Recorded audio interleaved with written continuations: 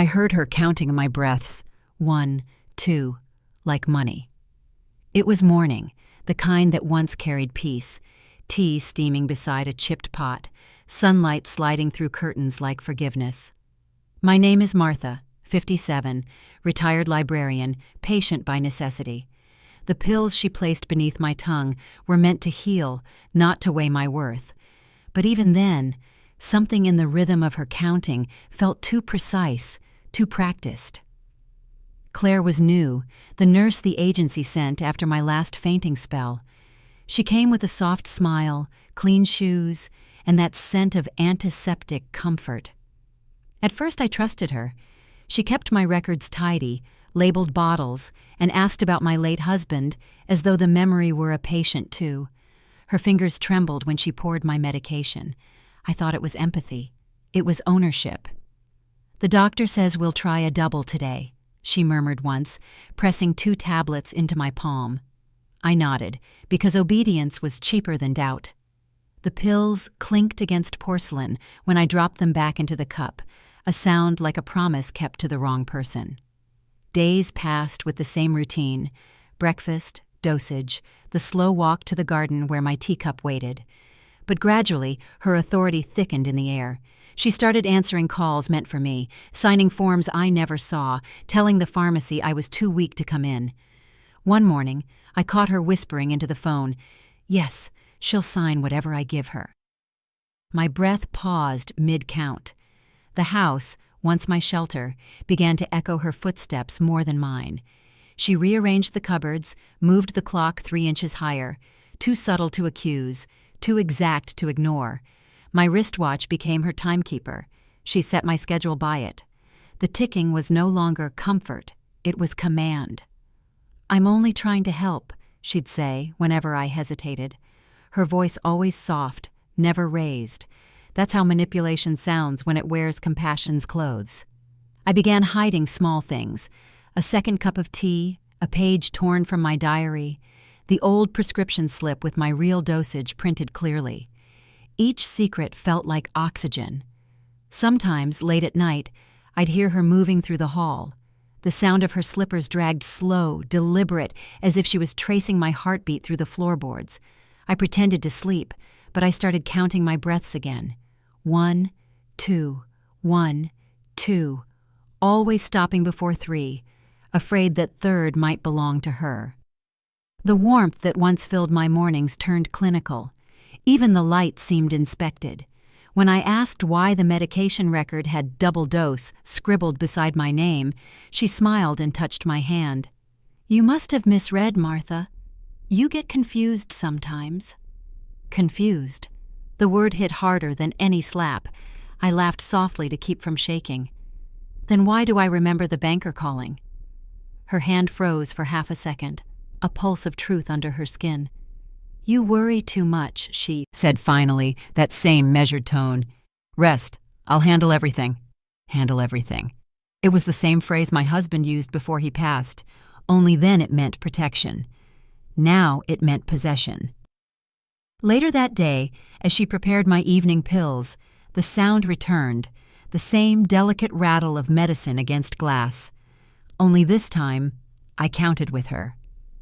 1, I whispered. 2. Her eyes lifted, startled, as if I'd broken a rule we hadn't spoken aloud. The teacup trembled on the saucer between us. The house held its breath. My body knew before my mind did. She dosed me twice again, and when I met her gaze across the table, she smiled wider than ever before. Her keys jingled like confession. I had begun to notice how she never let them out of her sight, how every drawer, every cabinet, every folder now required her permission. The sound followed her from room to room, a quiet reminder that I was a guest in my own home. Days slipped by in careful patterns. The tea tasted the same, the curtains still swayed with the morning wind, yet something small had shifted, something I couldn't name but could feel beneath my skin. Routine was supposed to comfort, but lately it felt choreographed, rehearsed, as though I were performing obedience for an audience of one. One morning I asked, "Could I see my medical report again? The one from last week?" She smiled in that practiced way, the corners of her mouth soft, her eyes unreadable. It must have been misplaced. Don't worry, I'll print a new one. Her tone was light, but her fingers clutched the keyring a little tighter. I heard the faint chime as she turned away. The oak drawer where I'd last seen the documents glowed faintly in the afternoon light. I ran my fingers across its surface, smooth, cold, indifferent. A fine dust line marked where her hand had recently wiped, as if erasing proof. Something in me tightened. I waited until she left for groceries, then tried each key from the spare set I'd hidden years ago. None fit. She'd changed the lock. That night, I lay awake listening to her footsteps. They paused near my room, then drifted back toward the study. I thought of my prescriptions, my insurance forms, all the papers that defined me in someone else's language. What if she was changing them too? The next morning I called the clinic myself. The phone line buzzed, a low mechanical hum before a woman's voice answered. "I'm calling about my file," I said. "I'd like to confirm an update." There was a pause. "We haven't received any calls from your number since April. But I spoke to someone last week. Claire said she'd forwarded my case." "I'm sorry," the woman replied gently. "No such record exists." Her words fell heavy. No such record exists. As if I didn't exist. That afternoon, Claire brought me tea with too much sugar and said, "You shouldn't strain yourself with paperwork. I'll handle everything." I smiled thinly. "I'm sure you will." Later, Janet dropped by, a kind neighbor with more intuition than curiosity. She noticed the tension before I spoke a word. "You've lost weight," she said, scanning my face. "Just appetite," I replied. "Everything tastes of waiting lately." When I mentioned the locked drawer, her brow furrowed. "You want me to check when she's out?" I nodded once, careful not to sound desperate. That evening, from the porch, I heard voices inside. Claire was on the phone again. Her tone was low but sharp, the kind she saved for secrecy. "She'll sign whatever I give her," she said, words slicing through the half-open window. My heart froze. The same phrase as before, the same casual cruelty. I looked toward Janet's house across the street. Her lamp flickered on, steady as conscience. The wind moved through the chimes, scattering sound like warning bells. My skin prickled with something that felt like recognition, of danger, of truth, of how trust corrodes before it breaks. Later that night, I heard the click of her key again, followed by silence. The sound burrowed into my sleep. When I woke, I called Janet. She answered on the first ring. "I heard her," I whispered. "I know," Janet said. "She hung up mid-lie." And in that moment, even the silence felt textured, smooth, cold, and locked. My pension vanished faster than my pulse. The first month, the deposit slipped quietly, from $4,200 to $1,600, and no one said a word. I almost believed it was a clerical mistake, the kind that corrects itself with patience, but by the next statement, the numbers fell to zero. Silence filled the space where security used to live. Claire noticed before I did. She always seemed to, as if my life's details were her property to audit. "Banks make errors all the time," she said, her voice syrup-sweet. "I'll call for you, don't you worry." But I did worry. I worried enough to reach for my old checkbook, its corners softened by years of honest arithmetic. My handwriting filled its pages, steady, neat, accountable. Now her pen had taken its place. I called the bank myself the next morning. The line buzzed faintly, and the clerk on the other end repeated my account details for verification. When she hesitated, I felt the air thin. "Ma'am," she said gently, "it shows here that a joint authorization was added last month. All withdrawals require both signatures, yours and your caregiver's." "My caregiver?" I whispered. "Yes, Claire Thomas. The system shows consent reference 91B6L2. The numbers meant nothing to her but everything to me. I'd signed forms under her direction, my eyes blurry from medication, her words soft but firm. "Just paperwork," she had said, "for your protection." Protection now sounded like captivity. The afternoon sun spilled through the curtains, its brightness no comfort.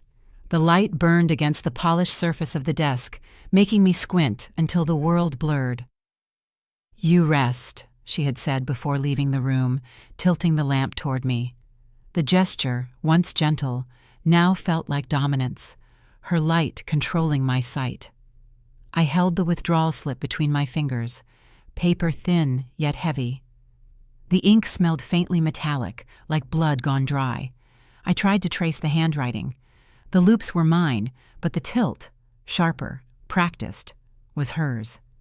I called the bank again, demanding an investigation. The gatekeeper, a man named Leonard, sounded sympathetic but restrained. "We'll look into it," he said. "You may receive a confirmation within 7 business days." "7 days?" I said. "That's my life savings."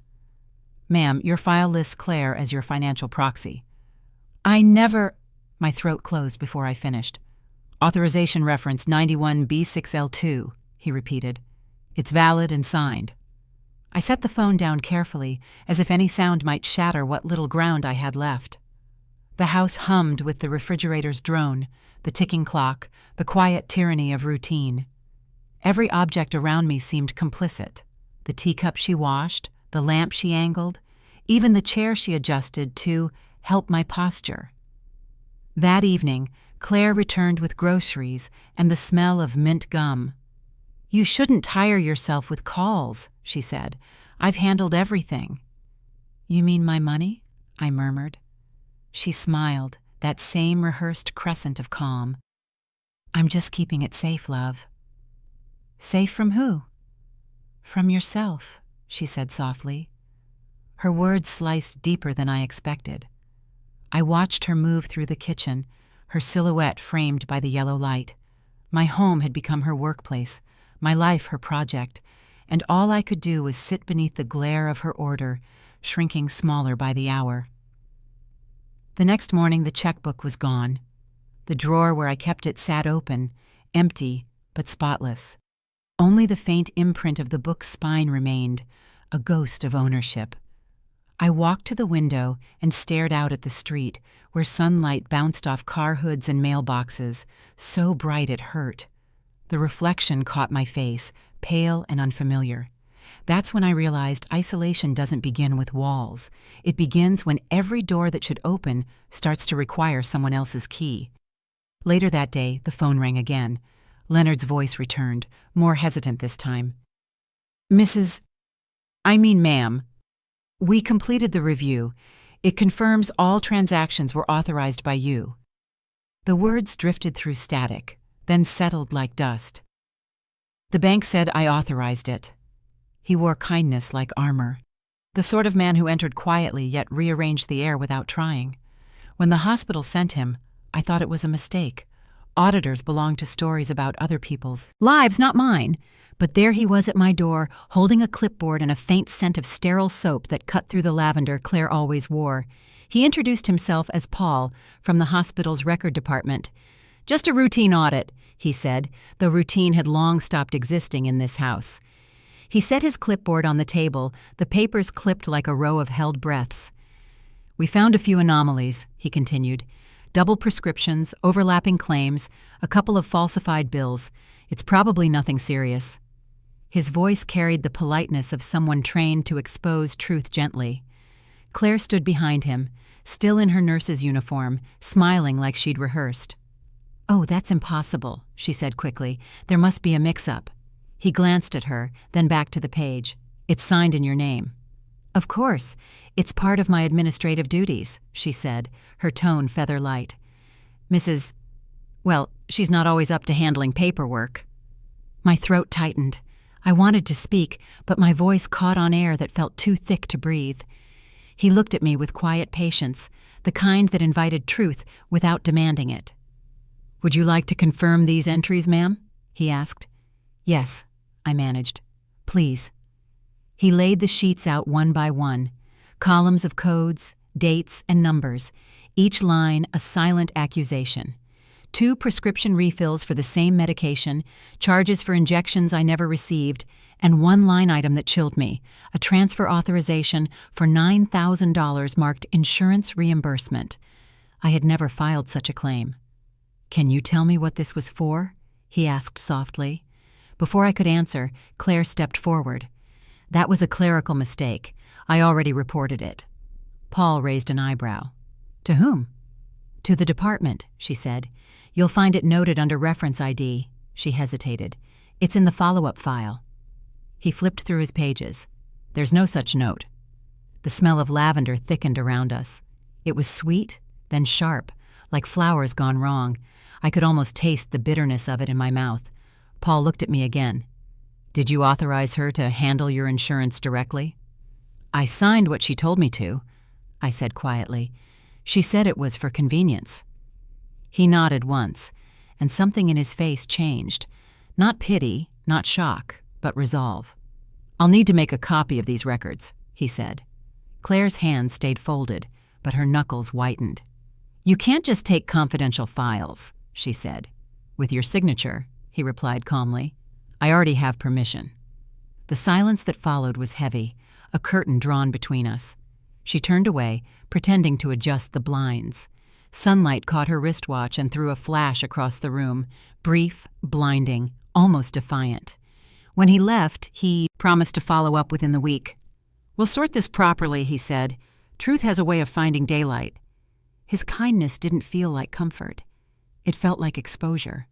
As the door shut behind him, the scent of lavender lingered, cloying and sour. I sat in the chair where he'd been, tracing the faint indent of the clipboard on the table.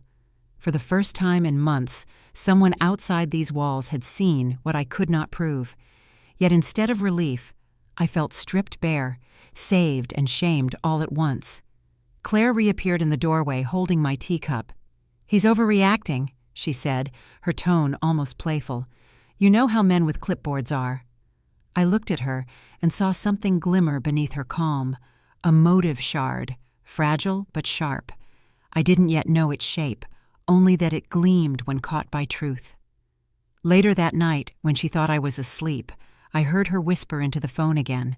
"Yes," she said. "It's handled. I'll cover it before they trace it. He'll get his $9,000 by next week." Her perfume filled the hallway again, heavy and false. I pressed my palm to my chest and felt my heart answering in shallow beats. The smell lingered like guilt. In the morning, I found Paul's card on the table beside the empty teacup. I could still smell the lavender, faint and spoiled. Truth, I realized, doesn't arrive like sunlight. It burns like disinfectant, clean and merciless. She smiled at him, not me. The mail slot clanged, then silence swallowed proof. For a moment, I thought the letter had simply caught on the edge of the brass flap, but no, it slid cleanly through. My notice of withdrawal, my first act of defiance, was finally gone from my hands. I stood by the door, feeling the heat of decision rise through me like fever. That paper carried more than words. It carried permission revoked, control reclaimed. By evening, the house smelled faintly of burnt toast, though I hadn't cooked. The windows were closed. The air was still. My fingers brushed the countertop, warm where it shouldn't be. In the sink, gray ashes clung to porcelain like guilt that refused to wash away. The torn edges of something white curled beneath them. My heart thudded once, sharp and certain. She had found it. When she walked in, humming softly, I asked, "Did you check the mail today?" She smiled, that practiced sweetness. "Oh, not yet. Why?" "I sent something important this morning." "Must be delayed," she shrugged. "These postal services never keep up." I held her gaze. The scent of smoke lingered, faint but unmistakable. "Funny," I said quietly. "Janet saw smoke through the kitchen vent." Her laughter came too easily. "Maybe she's imagining things again." "No," I said, my voice steady now. "She doesn't imagine the truth." For the first time, her expression cracked, just slightly. Then she turned her back, rinsing the sink with deliberate calm. The water hissed against the basin, steam rising between us like a veil. I knew then that confrontation was no longer enough. I needed proof, and proof, like fire, demanded oxygen. That night, I couldn't sleep. The ashtray on the table still carried the faint smell of what used to be certainty. I thought of that envelope, addressed neatly, sealed with resolve.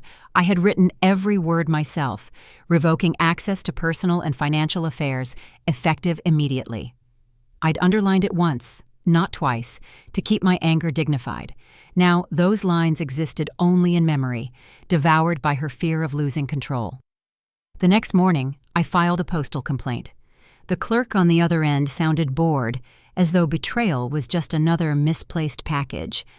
"Ma'am, the record shows your letter was marked delivered," she said. "Reference ID 78M4A. Delivered where?" "To the recipient address, according to the timestamp." "It never arrived." "Well, according to the scan, it did." I hung up, trembling, not from weakness, but from clarity. Delivery confirmed. Proof smoldered, and so did I. Later, Janet stopped by, concern etched across her face. "I saw smoke last night," she whispered. "Thought you were cooking late." "I wasn't," I said. "Something else was burning." She nodded slowly, eyes narrowing. "She won't stop until you make it official." "I tried," I said. "She turned it to ash." We sat in silence, the kind that feels heavy enough to touch. The ticking clock seemed louder now, each second counting down to the next move. That evening, Claire returned from her errands, perfume thick enough to mask everything. She set the groceries down, moving through the kitchen like it belonged to her. "I made a few calls for you," she said lightly. "The clinic's billing system was confused. You're lucky I keep track of these things." "I don't recall asking you to," I replied. Her eyes flicked to me, calm and condescending. "Well, someone has to take responsibility." "I already have," I said. "You just burned it." Her smile froze for half a heartbeat before returning, measured, unflinching. "You never wrote one," she said, voice soft as velvet but edged with steel. "Maybe you dreamed it." For a second, I almost believed her. The audacity of her tone blurred memory and doubt into something poisonous. But when I turned toward the sink, the faint warmth still pulsed beneath the metal surface. Ash leaves no dream behind, only residue. That night I stared at the ceiling, repeating her words like a spell I refused to learn. "You never wrote one. You never wrote one." And yet in the darkness, I could still see the letters outlined in my mind, the slant of my pen, the final signature trembling but true. The next morning, I placed a new sheet of paper on the table. I would write again, this time twice. I would send it by registered delivery, with tracking, signature, and witness. I would not let truth burn quietly again. Still, when she poured my tea and smiled across the table, her eyes carried victory's glint. Her smile said she'd already won. She told them I was losing my mind. The words landed like a diagnosis of disappearance, erasing who I was, one sentence at a time. I only found out when the clinic emailed me, their polite tone barely hiding discomfort. "As per our records, you've been exhibiting paranoid behavior," it read. Paranoid. A word that could turn truth into delusion with a single keystroke. I sat before the computer, the monitor's glow, pale and unforgiving. Each note, each fabricated entry shimmered with authority. Patient exhibits suspicion toward caregiver, displays confusion, memory lapses. My stomach clenched. I knew those sentences weren't mine, yet there they were, typed neatly, time-stamped, and validated. Proof, rewritten by the hand that held my medicine. When I confronted her, she didn't flinch. "You've been under a lot of stress," she said softly. "Sometimes people remember things differently." "I remember enough," I whispered. "Do you?" Her eyes gleamed in the blue light from the screen. "You asked me to update those notes, remember?" The audacity left me breathless. "No," I said firmly. "You forged them." "I protected you," she replied, smiling as if she believed it. The word protected stung worse than paranoid. Gaslight burns cold. It doesn't scream. It whispers. It makes you doubt whether the flame exists at all. Janet stopped by later that evening. I showed her the file, the words glowing faintly like infection beneath glass. "She can't do this," Janet said, her voice trembling with restrained fury. "She already did." I scrolled to the bottom, where a digital signature confirmed the lie. Claire Thomas, caregiver, verified user, entry ID A14D7. "What will you do?" Janet asked. "I'll print everything," I said. "I'll hold it in my hands, then I'll make them see." The printer hummed slowly, spitting out one page at a time. The sheets were warm when they landed in my lap. I held them like living things, fragile and damning. The light from the monitor flickered across the walls, reflecting off the mirror across the room. My reflection looked foreign, eyes hollowed by disbelief, a face I didn't trust. I whispered, "I know who I am." The image didn't answer. Later that night, Claire appeared at my door holding my pill case. "You missed your dosage again," she said, her voice patient, almost saintly. "I'm not taking anything you give me," I said. She sighed. "You'll make this harder for both of us." "For you," I corrected. She smiled faintly. "You'll thank me when it's over." The next morning, I called the clinic. A man named Peter answered, a protective voice on the other end. "Ma'am, the file system shows your caregiver as an authorized contributor. We can't delete entries without confirmation." "Whose confirmation?" I asked. "Yours and hers, both." "Then nothing changes," I said. He hesitated. "Not unless there's formal proof of misconduct." Proof? The word echoed again, this time like a promise. I emailed every document to myself, every record, every note. Each line a weapon I didn't yet know how to use. My heart pounded against the quiet. The glow from the screen turned the room into something unreal, almost surgical. The light washed color from everything it touched. That night, I caught her at the desk, eyes fixed on the same monitor. "Reading about me again?" I asked. She turned slowly, her smile unwavering. "Someone has to keep you safe." "By rewriting me?" "By managing what's real," she said, calm as water. "You'll understand later." Her certainty chilled me. It wasn't madness. It was belief. She truly thought she was the author of my sanity. After she left, I tore the printed pages into halves, then taped them back together, every tear visible, every seam deliberate. The broken lines told the real story, truth fractured, then reclaimed. I slipped the reassembled pages into a folder marked with today's date.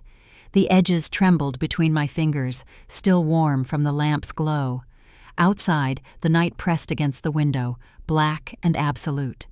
Inside, the monitor dimmed to standby, one tiny blue light blinking in the dark, a pulse, proof that I still existed. She said, "You'll thank me when it's over." My hand trembled, but I wrote anyway. The pen pressed too hard at first, the ink bleeding through the page like it carried every word I'd been too afraid to say. My affidavit. Simple, deliberate, final. I revoked every consent, every authorization she'd ever used to control me. The attorney watched quietly from across the desk, his expression patient, as though he'd seen too many people reclaim themselves too late. He slid the paper toward me once more. "Read it carefully," he said. "I have," I answered. "Twice. You understand this cancels all medical and financial access under her name." "That's the point." He nodded, and his stamp pressed down, one clean motion, a sharp hiss, and the sound of finality. The seal glistened faintly in the light, its edges raised just enough to bite into my thumb when I ran my hand across it. Texture has a memory. That ridge reminded me that power could exist in paper, not just people. When I stepped out into the hallway, the smell of old carpet and cold air hit me at once. I folded the affidavit carefully, its crease crisp as resolve. By noon, I'd filed it at the legal office downtown. They gave me a stamped copy, reference A92F3C, and I slipped it into my bag as though it were a shield. At home, the house felt too quiet. The sound of the clock ticked unevenly, skipping every few seconds, like time itself was hesitant. Then came the door slam. Claire's footsteps, fast, sharp, echoed down the hallway. "What did you do?" she demanded. "I told the truth," I said, not looking up. "You filed something, didn't you?" I folded my copy and set it on the table. "A statement of withdrawal." Her voice rose. "You don't understand what that does." "I do," I said. "It stops you." For a moment, she just stood there. Then she struck the walker beside me, sending it clattering across the floor. The sound cracked through the room like thunder. "You think they'll believe you over me?" she hissed. "You can barely remember what day it is." "I remember today," I said softly. "I filed proof." She went still, so still it frightened me more than her rage. Then she leaned closer, her tone cold and clinical. "You're fragile," she said. "They'll see that. The hospital trusts me. Always has." I met her gaze. "Trust changes hands," I whispered, "like signatures." For a second, the light from the window cut across her face, showing the smallest tremor in her jaw. She turned away quickly, muttering something about misguided influence and ungratefulness. I watched her leave the room, her shadow stretching long behind her, like guilt caught between two walls. After she was gone, I sat on the floor beside the overturned walker. My hands were shaking again, but differently this time. Less from fear, more from release. I reached for the affidavit, its embossed seal rough under my thumb. I pressed against it until the edge left a faint mark in my skin, a small, circular bruise of ownership. That night, I called the attorney's office to confirm the document had been logged. The receptionist's voice was calm, reassuring. "Yes, ma'am," she said. "Filed at 12:03 p.m., verified under legal seal." "Thank you," I said. "Keep it safe." "It's protected," she replied. "You did the right thing." I hung up and stared at the papers spread across my table. Prescriptions, statements, and now the affidavit that turned the tide. The air smelled faintly of ink and metal, like the scent of something newly forged. Outside, the wind rattled the shutters. Inside, silence sat heavier than before, but for once, it didn't feel like defeat.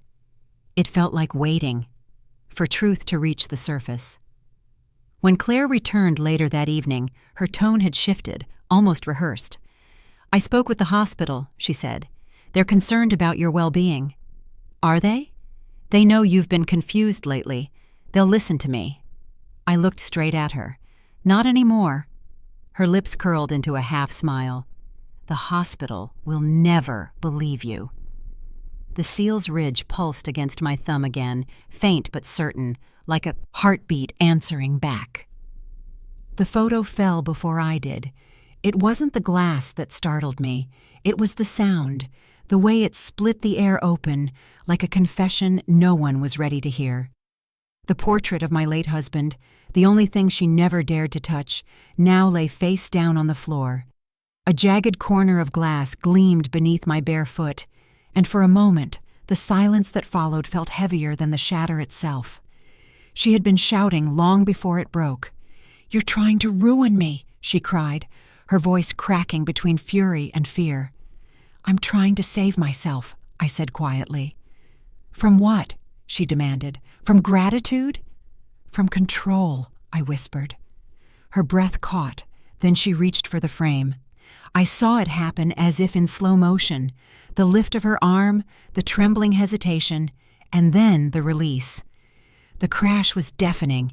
Pieces of our years together, scattered across the floor like truth finally escaping its shell. I didn't scream.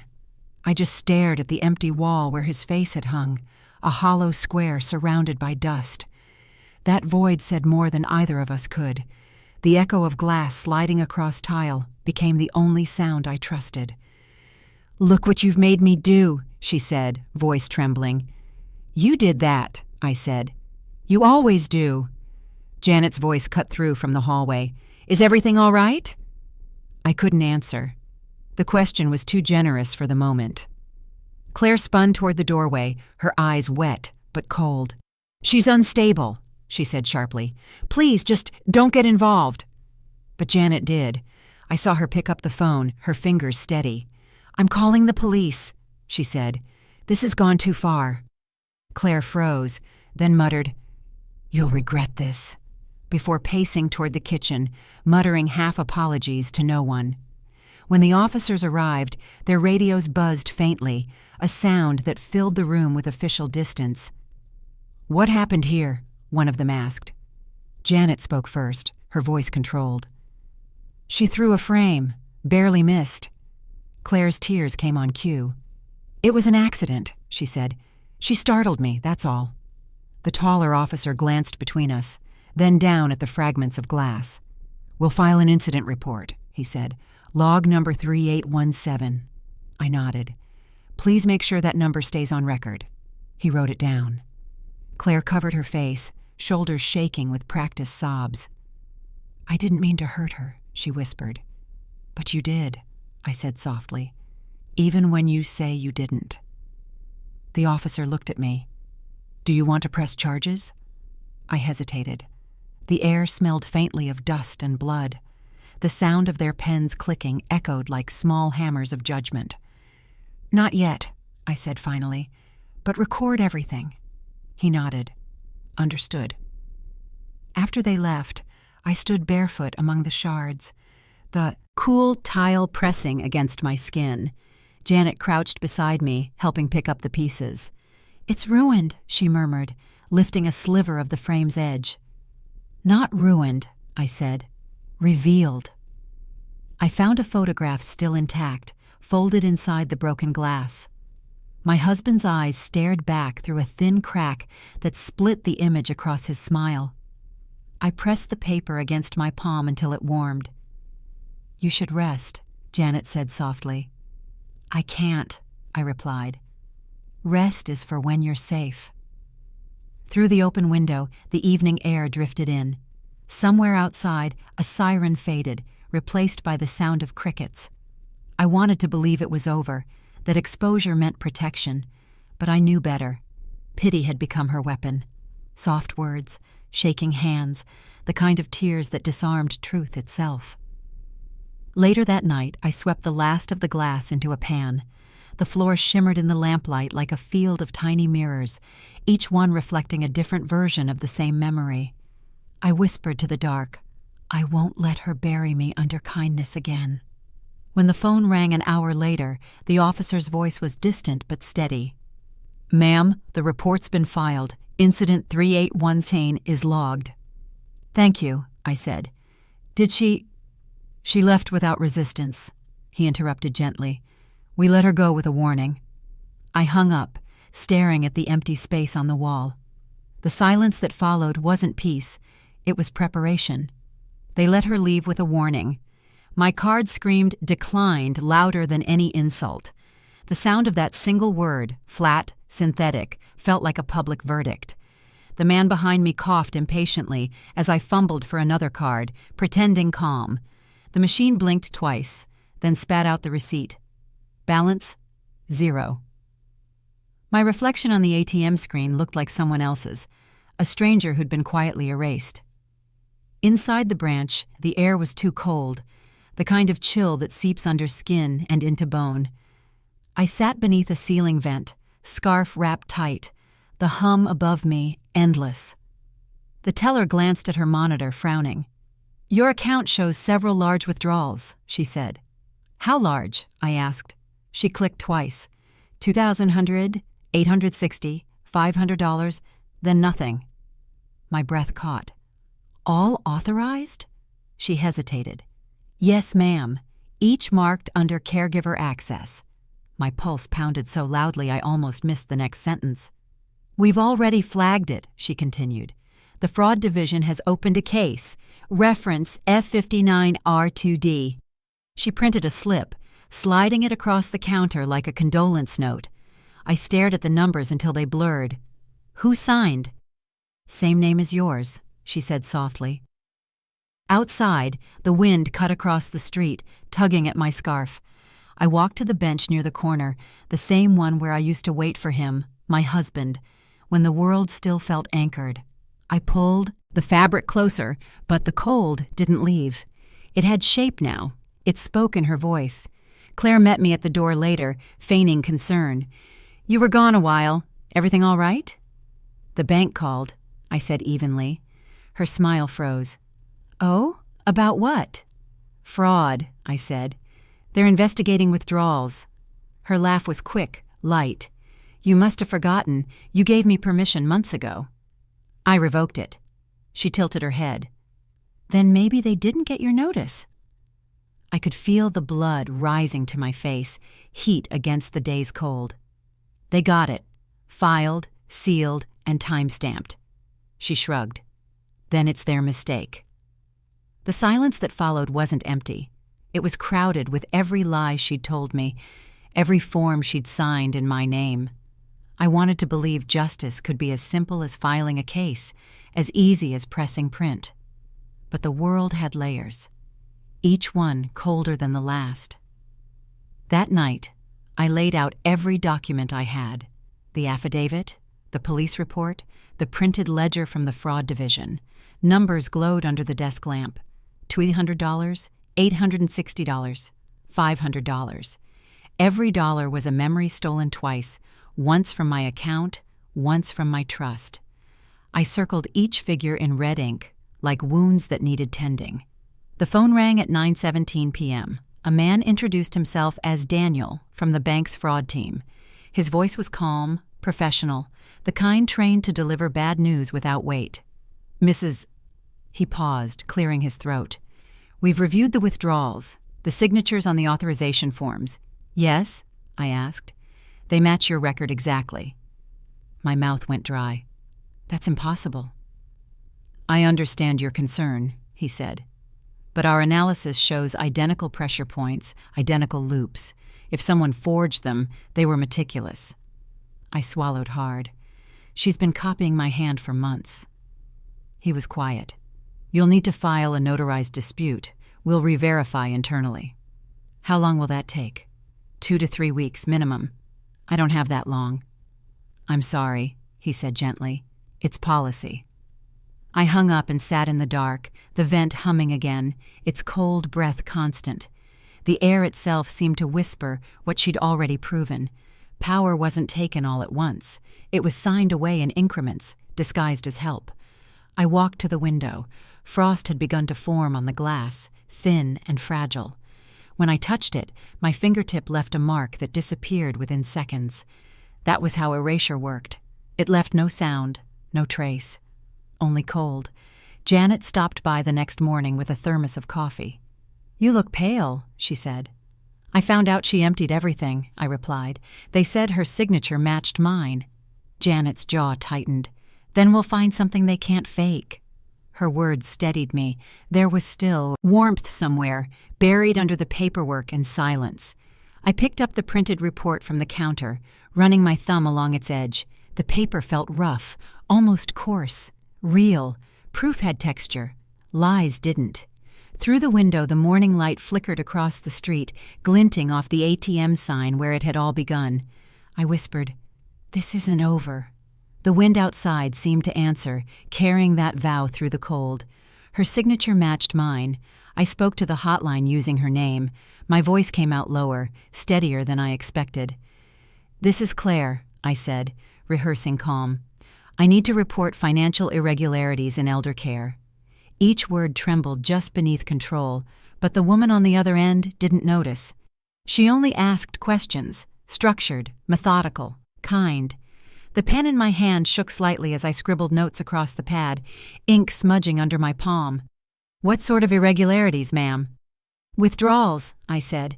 "Large ones. The account holder isn't aware." "Is there a caregiver involved?" "Yes," I replied. "She's the one authorizing them." The line went quiet for a second, the hum of static louder than breath. Then came her voice again, softer. "Thank you for calling. We'll log this as potential financial exploitation." She asked for details, dates, bank name, the last amount withdrawn. I gave them all, careful, measured, as though confessing from behind a wall. When I finished, she said, "Your report has been registered under case number 7426B. The words landed like a seal pressed into wax. Real, irreversible. The phone cord twisted around my fingers as I listened to her typing. She asked for a callback number. I gave her Claire's, not mine. My heart thudded in the pause that followed. "You'll hear from an investigator," she said. "They'll conduct an inspection, likely unannounced." "Unannounced?" I repeated. "That's standard," she said gently. "It's how we learn the truth." I thanked her, then stayed on the line for a few seconds after she hung up, listening to the dial tone until it went flat. The plastic of the receiver smelled faintly of disinfectant, sharp, sterile, false. I set it down and stared at the notepad. My handwriting looked alien, a secret written by someone braver than I felt. The house was still. Even the clock hesitated between ticks. Outside, a car passed, tires whispering across wet pavement. I pressed my hand against the table to steady it. The call was done, but the lie wasn't. I had spoken her name, used it as a weapon, and for the first time, it felt like power had changed sides. A knock startled me. Janet stepped in, her face pale from the cold. "You called them, didn't you?" I nodded. "I used her name." She sighed. "That's risky." So was trusting her. She sat down across from me, glancing at the notepad. "You wrote it all down?" "Every word."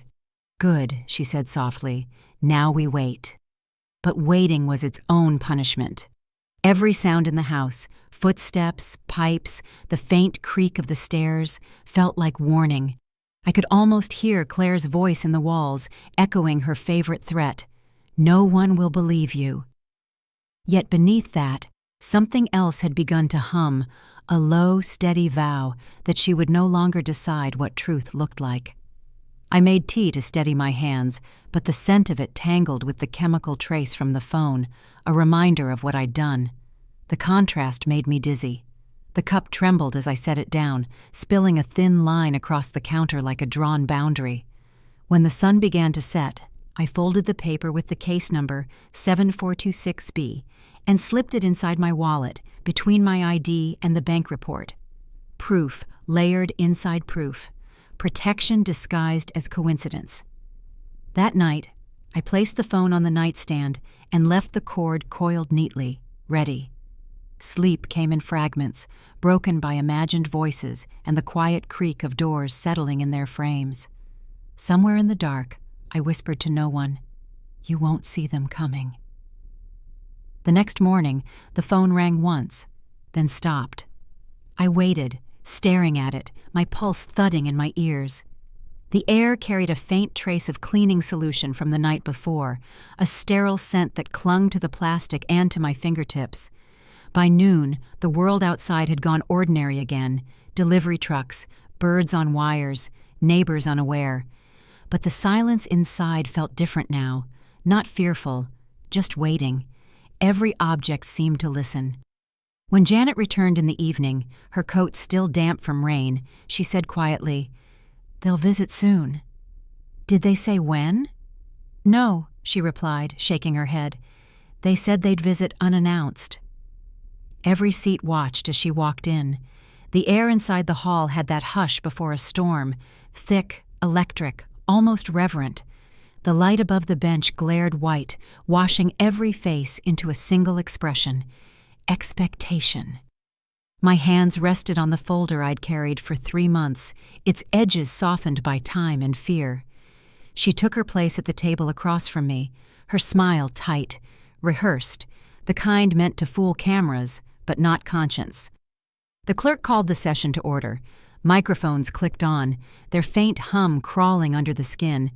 I could hear whispers from the crowd, neighbors, colleagues, strangers drawn to the scent of scandal. The arbiter leaned forward. "We're here to review allegations of financial misconduct and emotional coercion," he said.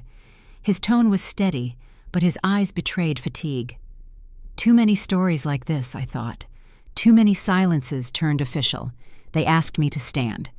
The affidavit was already in their hands, stamped, timed, authenticated under Reference Order Section 12B. I spoke only when necessary, reading from my statement as my voice trembled between control and confession. "The withdrawals were unauthorized," I said. "The signature was forged." The microphone caught the tremor, amplifying it until my own doubt sounded like proof. Claire shifted in her seat, lips tightening. "She's mistaken," she said suddenly, her voice clear, almost gentle.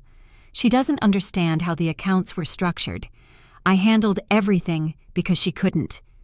The word "couldn't" hung in the air like a verdict. I lifted the folder, holding it so the seal caught the light. "I can now," I said quietly. The arbiter nodded for the clerk to display the audit summary. Screens flickered across the room. Each page bore her handwriting. Entries dated, amounts circled, the same looping signature replicated over and over. The crowd murmured.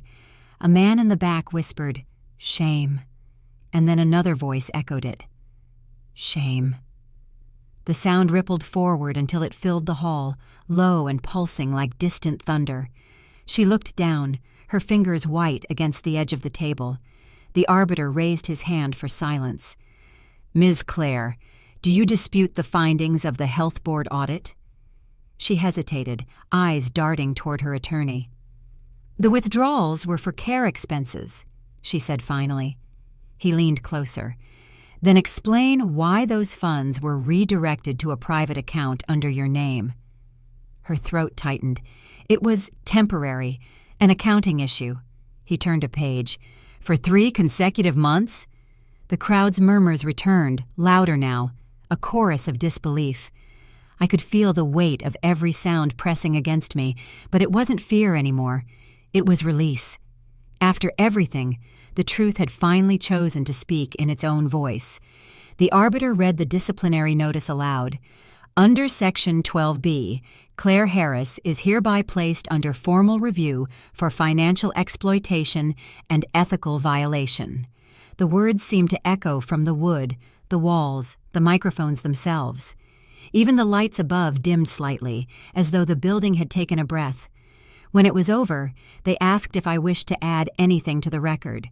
I shook my head. The record already held everything that mattered. Every dollar, every false signature, every silent night. I had waited too long to let silence win again.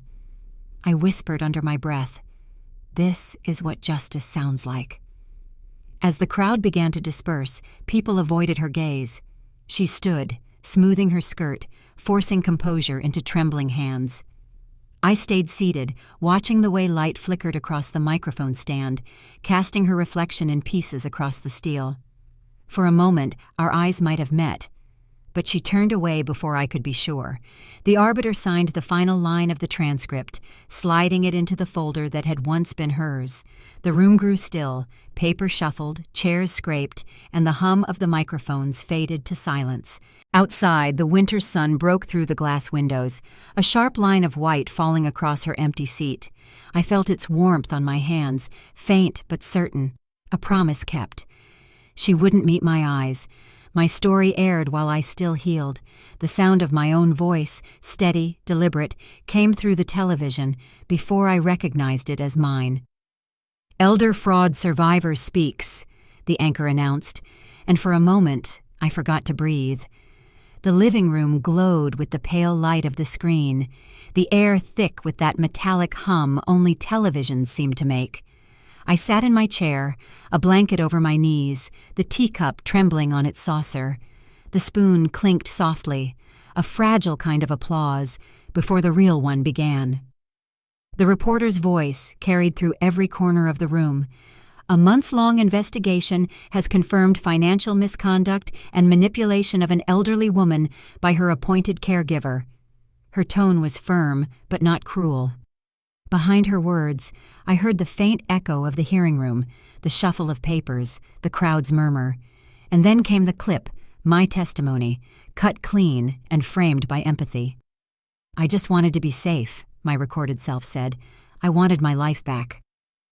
The camera panned to Claire's photo. Her name blurred, but her eyes, caught in that unguarded blink, betrayed what denial could not. The segment paused on that frame just long enough to hurt. Janet called minutes after it aired. "They showed her face," she said, half whisper, half triumph. "I know," I replied. "You sounded strong." I was terrified. "Then that's strength," she said simply. I turned the volume down, but the sound lingered. The reporter's cadence, the applause fading into background chatter. Through the window, I could see the reflection of the television in the glass, small and distant, as though it belonged to another life.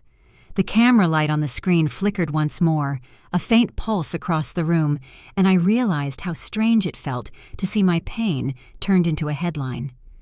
The phone rang again, a journalist this time, asking for permission to quote my statement in print. "It's important," he said, "for others to understand how these cases unfold."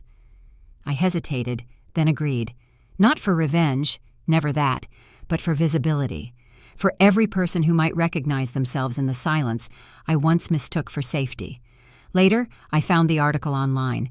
The headline read, "Courage After Betrayal. One Woman's Stand Against Financial Abuse." Beneath it, a photo of the courthouse steps, the same ones where I had stood shaking, papers clutched to my chest, the wind threatening to take them. Now those same papers looked like proof of something larger than loss. I scrolled past the comments, eyes catching on a few. "My mother went through this. She's braver than she knows. Justice at last." Words from strangers who somehow understood. It didn't erase the months of fear, but it made them mean something. I set the phone aside and stared at the television again. The segment replayed automatically, the same phrases, the same tight edits, the same moments of pause that made grief look cinematic. I could almost hear the director's invisible rhythm: hope, guilt, resolve. I wondered if the audience could feel what it had cost to speak those words, or if they only saw closure neatly packaged for the evening news. Janet came by that evening, carrying a copy of the printed article. "Front page of the local edition," she said, placing it gently on the table. I smiled faintly. "I don't know how to feel." "Relieved?" "Exposed." She nodded. "Maybe both can be true." Outside, neighbors waved from across the street, gestures too polite to be curiosity, too practiced to be warmth. The story had left the privacy of my walls. Now it belonged to the world. That was the price of truth. Once spoken, it doesn't return to silence. I turned the TV down to a murmur, enough to hear the applause that followed the closing line of the broadcast. It wasn't meant for me, it was for the story. The screen's glow dimmed as the credits rolled, a soft pulse fading into the dark. I reached for my teacup, now cold, the thin porcelain cool against my fingers. The spoon lay still, its reflection warped in the half-light.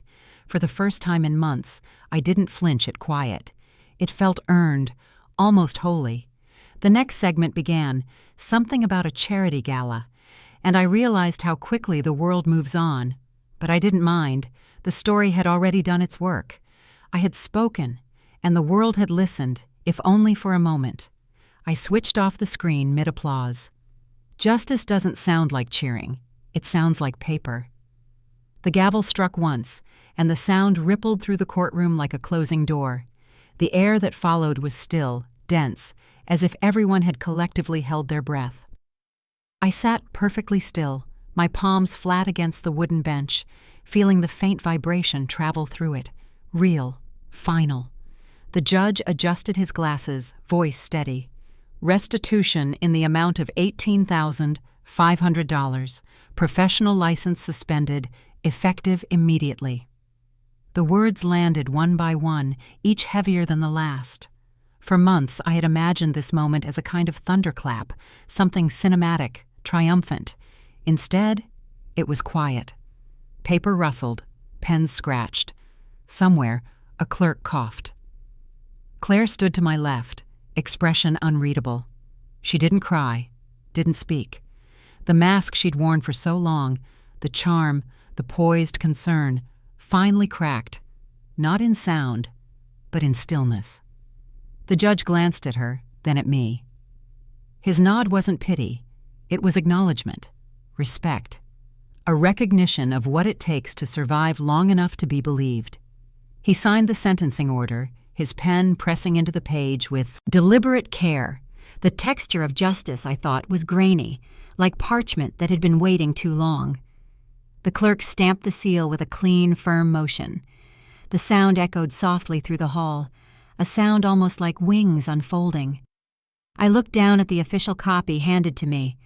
1 page, 3 signatures, 2 seals.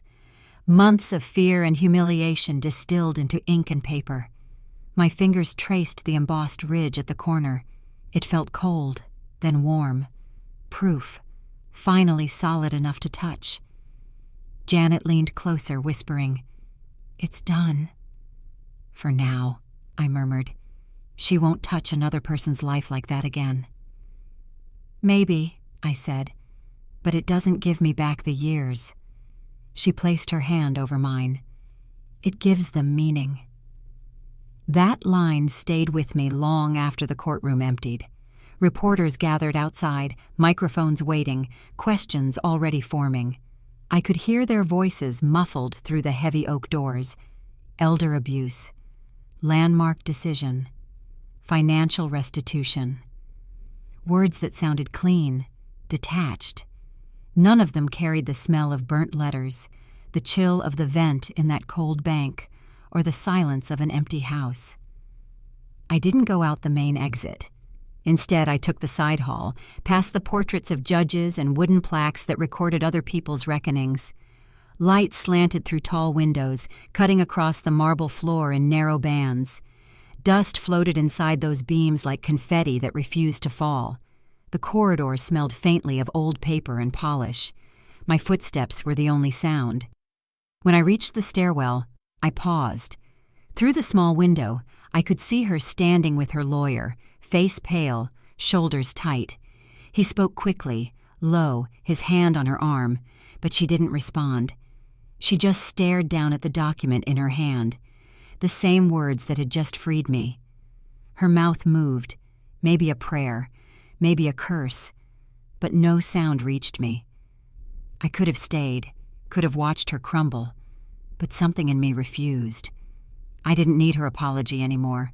Some truths don't require witnesses. They only need air. At the bottom of the stairs, Janet waited, coat draped over one arm. "Ready to go?" I nodded. "More than ready." Outside, the city was waking from winter. The air smelled faintly of rain on concrete, clean and new. Cars passed. A bird perched on the courthouse railing, feathers ruffling against the breeze. For the first time in months, the sound didn't startle me. It grounded me. We walked toward the curb. Janet talked about lunch, about flowers she'd seen in the market that morning, and I let her words fill the spaces where fear used to live. At the corner, a man handed out newspapers. I caught a glimpse of the headline. "Caregiver convicted. License revoked." Below it, a single photograph. The courthouse steps, my silhouette faint behind the glass doors. I turned away before reading. More! The story could belong to the world now. Mine was already written. As we crossed the street, a gust of wind lifted the copy of the judgment slightly, the seal catching light before I pressed it back down. Paper rustled like wings again, then settled flat against my chest. I exhaled. I left before she looked up. Silence has weight when it's honest. It doesn't press down. It settles, like dust finding home after the storm. I sat in the quiet room where everything once echoed with control and supervision. Now, it was mine again. The air smelled faintly of lavender, this time from the candle I chose, not the one she used to mask her guilt. That difference felt like freedom. I folded laundry on the small oak table, the rhythm slow and deliberate. Socks paired, sleeves smoothed, corners aligned. Simple, ordinary movements that once belonged to someone else's permission. Each sound, the whisper of fabric, the drawer sliding shut, was proof of a life returned to its rightful pace. The therapist's words replayed in my mind. Independent management restored. She said it with a soft smile, the kind that didn't ask for gratitude. The discharge form lay on the counter, signed and dated, a quiet declaration that I was no longer under anyone's watch. I traced the ink once with my fingertip before placing it in my journal. My handwriting looked steadier than it had in months. Janet visited that afternoon, bringing bread still warm from her oven. "It smells like Sundays again," she said, inhaling the air. I laughed. "Because I stopped burning candles meant to hide something." Her smile carried pride and relief. "You look different." "I feel still," I answered. "Still is good," she said. "Still means safe." After she left, I sat by the window, watching the wind shift the curtains. The sky outside was pale gray, soft, undecided. Somewhere beyond the quiet street, life carried on. Cars passed, a dog barked, a child's laughter cut through the afternoon. Ordinary sounds, precious because they asked for nothing. On the table, my journal lay open to a half-written page. I added one line. "Peace isn't loud enough to be noticed, but it's strong enough to stay." The pen glided smoothly, ink flowing without hesitation. My hand didn't shake. For the first time in what felt like years, I didn't second-guess my own words. Later, I lit the candle, its flame low and steady. The scent filled the room, lavender again, but this time it belonged to me. I remembered the day Claire used to light it beside my bed, pretending care while planning control. Now, that memory didn't sting. It simply existed, like a chapter finished and shelved. I poured a cup of tea and watched the steam rise, slow and ribboned. The clock ticked softly behind me, steady as breath. I thought of the court, the papers, the witnesses, the noise, and how every sound of justice had led here to this hush. Healing, I realized, isn't the loud reclaiming of power. It's the quiet recognition of self. When the therapist called for one final check-in, I told her, "I'm learning to live without rehearsing survival." She paused. "And how does that feel?" "Lighter," I said. "Like silence finally means peace, not punishment." She didn't need to reply. The sound of her pen clicking closed was answer enough. Night came early, soft and clean. I turned off the light, letting the candle's glow paint the walls with faint warmth. No shadows moved where they shouldn't. The house breathed with me, steady, slow, alive. I slid into bed, the blanket smelling of detergent and sun. The journal rested on the nightstand, its last entry still drying in ink. Outside, a quiet breeze brushed the window pane, not a whisper, but a promise. For the first time in a very long time, my body didn't brace for the next day. It simply rested, trusted. My mind didn't replay her voice or the courtroom echoes. The silence around me wasn't empty. It was full of truth, of peace reclaimed word by word, breath by breath. I slept without counting breaths. The soil forgave before I did. My hands sank into the damp earth, fingers pressing against the cool texture that once felt like burden, but now carried something gentler, return. Morning light filtered through the branches, soft and angled, painting the ground in small, forgiving patches. The scent of soil mixed with dew drifted upward, and I breathed it in until the ache in my chest eased. I hadn't stepped into this garden since the investigation. Back then, it felt haunted by what was taken from me: time, trust, even the rhythm of tending something that lived quietly. Now, each small weed I pulled free seemed to loosen more than roots. It unfastened memory. The gloves were new, pale blue, creased at the fingertips. The old pair had been thrown away the day she left. I didn't want anything that still remembered her touch. Across the fence, my neighbor waved. "You're out early." "Trying to catch the sun before it gets too warm," I said. "It suits you," she replied. "The quiet, I mean." I smiled faintly. "I'm learning to keep it." The watering can gleamed in the light, a reflection of sky on metal. As I tipped it, the stream shimmered, catching pieces of morning glow. The soil darkened, alive again. It struck me that forgiveness isn't a choice. It's a slow seep, like water working through hard ground. A volunteer from the local outreach group arrived mid-morning, camera slung over her shoulder. "We're documenting recovery programs," she said gently. "Stories of resilience, if you're open to it." "Stories," I echoed, pausing. "I've had my fill of them lately." She laughed softly. "Then maybe let this one be yours." I agreed, though part of me trembled. She filmed as I knelt by the rosebush, explaining how I had started over. "The garden was the only place I didn't lose," I told her, voice steady now. "It just waited until I came back." She nodded, her expression serious. "That's beautiful. May I photograph the blooms?" "Yes," I said. "Just don't make them look perfect." The camera clicked twice. Each flash of light felt like proof that life could be recorded without distortion, that healing didn't need retouching. When she left, she handed me a card with her name scrawled beside a small, printed logo. "We'll send you a copy," she said, "a reminder that this chapter ends with light." Inside the house, the photo from the hearing still hung on the wall, proof of justice served, not as triumph, but as closure. I looked at it once, then turned back toward the window where sunlight moved across the roses. Their color had deepened since last week. Nature remembers what we forget, how to keep growing even when watched. I wrote one line in my journal before lunch. "The soil listens when words fail." The scent of lavender drifted from the kitchen candle, faint but familiar. It no longer belonged to the past. It had found its place in the present. Janet visited later with a small tray of seedlings. "They're yours," she said, setting them down beside me. "I don't deserve more plants," I joked. "You deserve what grows," she replied, firm but kind. We planted them together in quiet, the sound of our trowels soft against the earth. The light shifted as clouds moved overhead, shadows sliding across the fence like old ghosts learning to leave. I felt no urge to chase them. The garden didn't need to forget, only to live again. When she left, I stayed behind, kneeling near the rosebush. The petals brushed my wrist as if in small thanks. I dug a shallow pocket in the soil, no bigger than a palm. From my pocket, I took the last white pill, the one I used to keep just in case. Its surface caught the light once before I pressed it into the earth.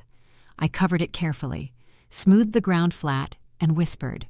Not prayer, not curse, just release. The air turned warm. Somewhere a sparrow sang from the fence post. I leaned back on my heels, feeling the ache of honest labor. The sun rested low, the light mellow and forgiving. My hands were dirty, my heart quieter than it had been in years. I stood, brushing soil from my knees, and glanced once more at the roses, alive, unashamed, unafraid. Every petal seemed to hold its own memory of survival, fragile yet unyielding. I buried the last pill beneath the rose. 1, 2, mine again. The sound of my own breathing filled the quiet room, steady, deliberate. Morning light spilled through the window, soft and forgiving, the same light that once made me flinch. I sat at the small kitchen table with a stack of forms before me, the registration card resting on top. My name printed neatly, clear, no longer a case number, now a volunteer. The kettle whistled, a sound sharp but comforting. I poured the tea, steam rising like memory and release. The teacup trembled only slightly when I lifted it, though this time, not from fear. The rhythm of small actions grounded me. Every sound, the tick of the clock, the soft scrape of the chair, proved I was still here, still steady. When I walked to the community office, I carried that card carefully between my palms, as though it were something sacred. The walls were lined with photographs, faces of people who had once needed to be heard. I recognized that quiet look in their eyes, not broken, but rebuilding. A woman at the front desk smiled when I handed over my form. "Welcome to the registry," she said, sliding me a small badge. "Caregiver advocate." The title settled on me like breath after too long underwater. She leaned forward, voice low. "We don't get many who come back to give." I smiled. I promised I would. Her eyes softened. "That means you survived." "No," I said. "It means I remembered." That afternoon, they sent me on my first home visit, a small brick house near the edge of town. The porch smelled faintly of rain. Inside, an older woman sat in an armchair by the window, her hands folded tightly. She looked up when I entered, wary at first. I understood that look. "I'm not here to ask questions," I said gently, "just to listen." For a while, she spoke in fragments. Stories of missing money, papers signed she never read, a caretaker who never returned calls. Her voice trembled in the same rhythm mine once had. I didn't interrupt. I let her count her breaths between the words, the same way I had learned to. "Do they ever believe you?" she asked suddenly. "They will," I said, "because now I'm part of the system that listens." She smiled faintly then, a single tear caught in the fold of her cheek. When I left, she pressed a small photograph into my hand, a picture of her garden before everything fell apart. "Proof," she said, "that beauty can grow back." Walking home, I kept the photo tucked in my pocket, fingers brushing the edge every few steps. The air felt lighter than it had in months. Somewhere nearby, a clock tower chimed noon. Each sound felt counted, precise, alive. At home, I placed the photograph beside my teacup, near the window where sunlight gathered in quiet gold. The clock ticked behind me, familiar and patient. I wrote the day's entry in my journal. Today, I began listening for others. I found myself in the silence between their words. That night, I sat by the window again, tea cooling in my hands. The scent of lavender drifted faintly from the shelf, one candle burning low. My reflection in the glass looked calm, unguarded. The world outside no longer loomed like a threat. It felt reachable, human. Janet called before bed. "You sound different," she said. "I'm counting again," I told her. "Counting what?" "Every breath that's mine." We laughed softly together, the kind that carries through distance without echo. I promised to visit her next week, to bring the roses from the garden once they bloomed. She reminded me to rest, and I said I would, this time meaning it. Before turning in, I touched the registration card on my desk, the print slightly smudged from my thumb. Proof not of what I lost, but what I rebuilt. The same light that once blinded now warmed the room, spilling across the floor in long, gentle bands. I leaned back, listening to the steady rhythm of the clock, the faint hum of the night settling in. Every breath felt measured, deliberate, owned. Every breath is accounted for.